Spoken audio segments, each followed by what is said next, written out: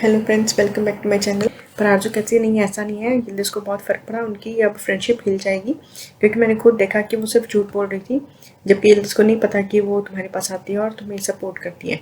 तो जो आलिया है ना, उसने प्लान बनाया कि आरजू का जो बैंक वाली डीलिंग उसने की थी उसको इन्वेस्टिगेट करना है। तो उसके लिए ना वो मैनेजर का वो पता करती है और उसको कुंवर के साथ प्लांट करती है। तो कुंवर को मतलब उसका मेकओवर करके ले आती है और उस मैनेजर से मिलवाती है। तो कुंवर उसके घर जाता है और फिर पता करने की कोशिश करेगा डिटेल्स उसके बारे में। तो कुंवर को उसके घर जाके पता चलता है कि वो जो लेडी है, कैट है, उसका पेट है, उसे बच्चे की तरह रखा हुआ है उसने। हाँ, उमेरा और जुनैद मिलते हैं डिनर पे और जुनैद उसे सारा बताता है जो भी कंपनी में चल रहा है, उसकी उसे शेयर्स बेचने थे, पर तो उसके शेयर्स पे कॉशन इम्प्लाई हो रखा है। और जो उमेर है वो उसे बताना चाहता है कि जो फेजा है ना, वो तुम्हारा यूज करना चाहती है। और वो बताने वाला होता है कि फेजा को कॉल लिया जाता है। फिर जुनैद उसे बताता है कि मैं उमेर के साथ हूँ, तो वो भी थोड़ा डर जाती है और कहती है कि चलो, मैं तो बिजी थी, मैं वैसे ही हालचाल पूछने के लिए कॉल किया था। और डर जाती है कि कहीं वो मेरे से कुछ बता ना दे। तो कुंवर जो है ना, वो आरजू का बैंक वाला इशू सॉल्व कर देता है। कैसे? वो ना जो लड़की, वो बैंक वाली जो मैनेजर थी, उसका जो कैट है उसको उठा के किडनैप करके ले आता है और वो रो रही होती है, उसे कॉल करता है, रिकॉर्डिंग पे लगा देता है कॉल। तो उसे कहता है कि अगर तुमने नहीं बताया कि तुमने आरजू वाला कैसे सेटलमेंट की थी, तो उसे मैं वापस नहीं दूंगा तुम्हारे पेट को। तो आलिया सोचती है ये तो एवं लगा, इससे कुछ नहीं होगा। आलिया उसे मुंह बनाती रहती है कि तुम्हारे ये कोई प्लान नहीं है ये। तो फिर वो बोल देती है, सच से बता देती है कि वो तो मेरी रिलेटिव है, उसने मुझे सॉल्व करने के लिए कहा, तो मैंने 1 मिनट में कर दिया। तो वो बड़ी खुश होती है कि तुम्हारा प्लान काम कर गया। तो कहता है, कुंवर कहता है ठीक है। कुंवर बड़ी स्मार्टनेस दिखाता है वो यहाँ पे बहुत अच्छे से।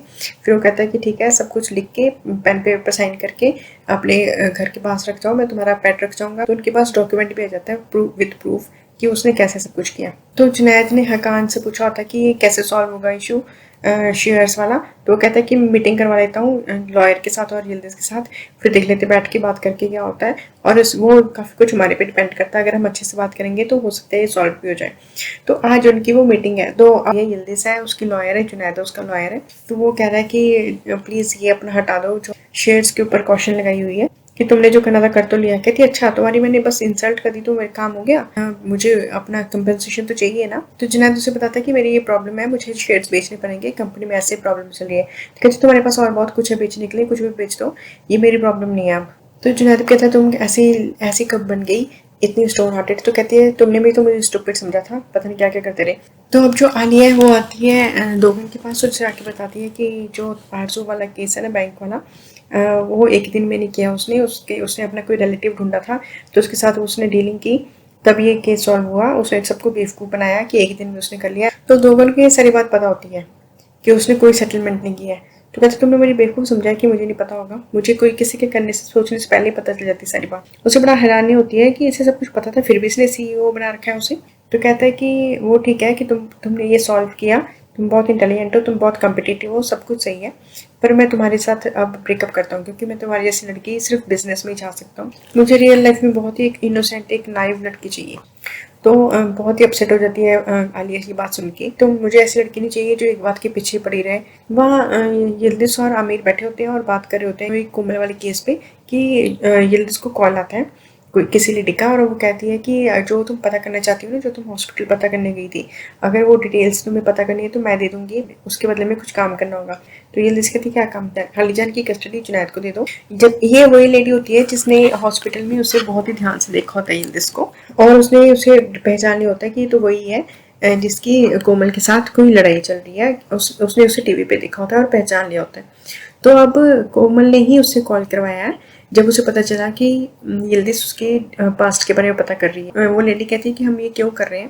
तो कहती बस इसलिए कर रहे हैं ताकि मतलब जुनैद का और यिल्दिज का रिलेशनशिप खराब हो, क्योंकि ऑब्वियसली अब यिल्दिज इस चीज़ के लिए जुनैद को गलत समझेगी कि ये तो वही चाहता है ना कि कस्टडी लेना, तो उसी ने किसी के थ्रू करवाया, तो उनका रिलेशनशिप में और ज़रा उनमें गैप आ जाएगा। वहाँ फेजा पड़ी पीछे पड़ गई है अब जुनैद के, उसे कॉल करती है, वो अभी घर पे होता है क्योंकि यिल्दिज से मिल के आया और तो घर पे ही है अभी। फेजा उससे कहती है कि तुम कैसे हो, तुम ऑफिस नहीं आए?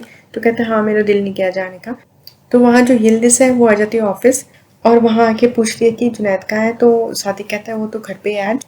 तो यल्दिस बस सादिक से इतना ही कहती है यहाँ पे कि उसे बोलो जुनैद को कि मेरे बेटे के वो अपनी तरफ ले जाने की कोशिश ना करे। और वहाँ पे एक लड़का होता है मेहमद करके, वो अंदर दोगन के पास जाता है।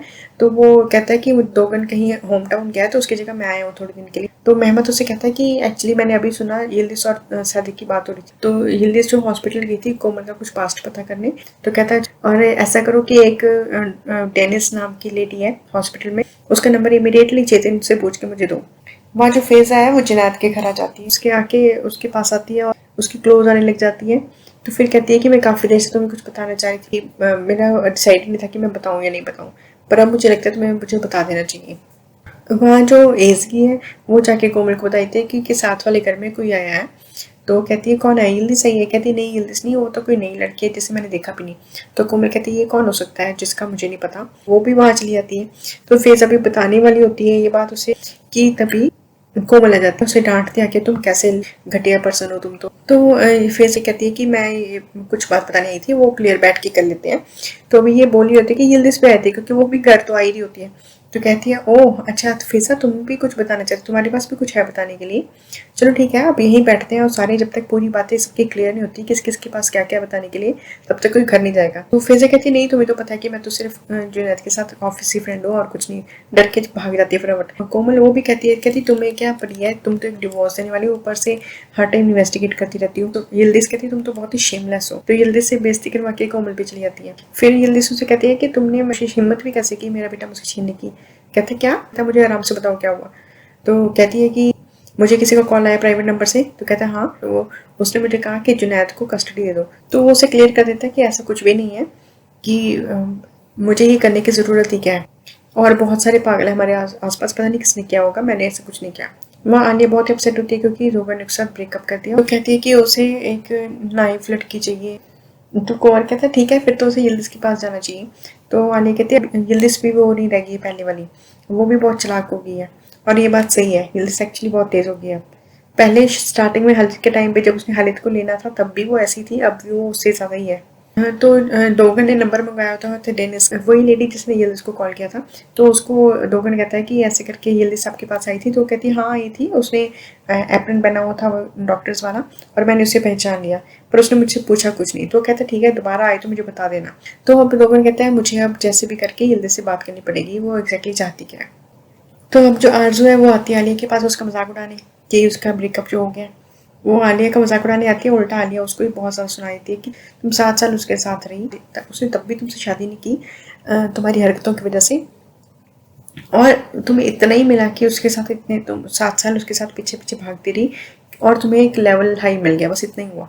तो दोगन है जो यिल्दिज़ को कॉल करता है और कहता है मैं तुमसे मिलना चाहता हूँ। वहाँ शाम को जुनैद के पास जुनैद का लॉयर आता है और उसे आके बताता है कि कल हमारी फर्स्ट हियरिंग है, और तो हमें विटनेस की ज़रूरत होगी क्योंकि हमारा ये कंसेंटेड नहीं है केस।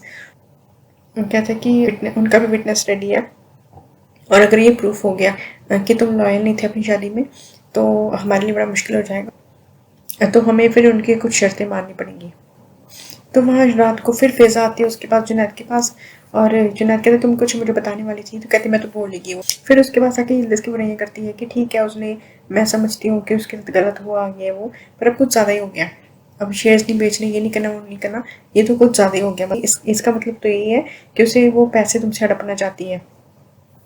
ठीक है, बंदे को ज़रूरत हो तब भी कह सकते हैं, पर अब उसे ज़रूरत भी नहीं, तब भी तुम्हें वो यूज़ कर रही है एक्चुअली। तुम्हारा दोगन से मिलने जाती है यिल्दिज़, और वो सारा उसे बताता है कि उसका ऐसे करके तुम हॉस्पिटल गई थी पता करने। तो कहती है हाँ मैं गई थी। तो कहता तुम जो कर सकती तुमने कर लिया। तो कहती है अच्छा मैं चुप करके साइड हो जाऊँ। तो कहता नहीं मैं ये नहीं कह रहा। उसके साथ एक बहुत ही ऐसा भयानक एक केस हो गया था 6 साल पहले, तो इसलिए वो हॉस्पिटलाइज हो गई थी और वो कोमा में चली गई थी, इसलिए मैं इस बारे में किसी को कुछ नहीं बताता। तो कहती है उसका कोई रिकॉर्ड नहीं है कुछ नहीं, अगर इतनी बात थी तो इतना छिपाने वाली क्या बात है। तो कहता है कि वो इतनी सिंपल चीज़ नहीं थी, उस चीज़ का रिस्पॉन्सिबल मैं खुद को समझता हूँ क्योंकि वो मुझसे लड़ाई करके गई थी। तो उसे बताता है कि उसका साइकोलॉजिकल ट्रीटमेंट भी चला था। तो कहती है उसको इलाज की ज़रूरत तो अभी भी है, पर मैं आपके साथ कुछ ज़्यादा रूड नहीं बोलना चाहती। फिर उनसे कहती है कि क्या आपको आलिया ने बोला ये सब कुछ मुझे बताने के लिए। कहता नहीं ये तुम्हारे दिमाग में कहाँ से ही बात। कहती है नहीं वो एक्चुअली वो आपके साथ है ना, आपकी गर्लफ्रेंड है। तो तो कहता है कि नहीं हम अलग हो गए अब। तो ये थी अब तक की स्टोरी। आगे वाली स्टोरी देखने के लिए बने रहिए मेरे साथ। Thank you so much for watching.